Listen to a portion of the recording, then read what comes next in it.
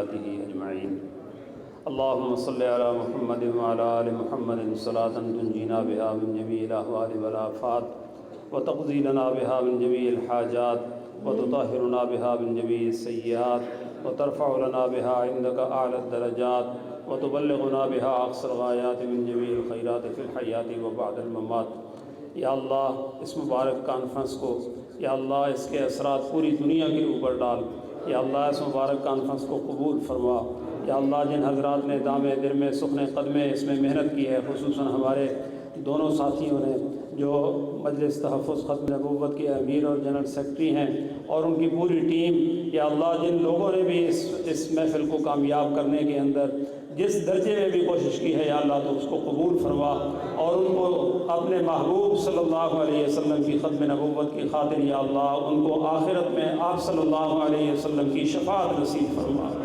یا اللہ جتنے لوگ بھی دور سے قریب سے آئے ہیں، آنے کا ارادہ تھا اور نہیں آ سکے، یا اللہ ان تمام لوگوں کی کاوشوں کو، ان کے ارادوں کو پورا فرما.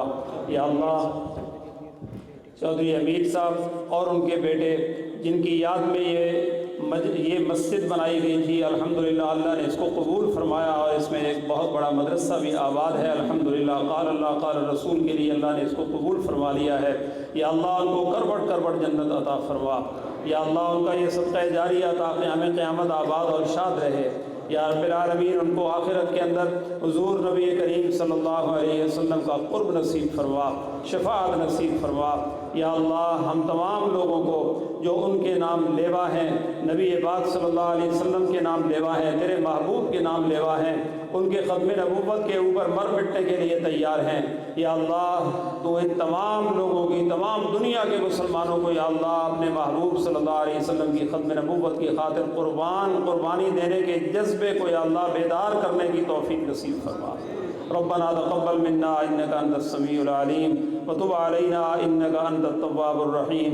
وصلى الله تعالى على خير خلقه سيدنا ومولانا محمد وعلى آله واصحابه اجمعين.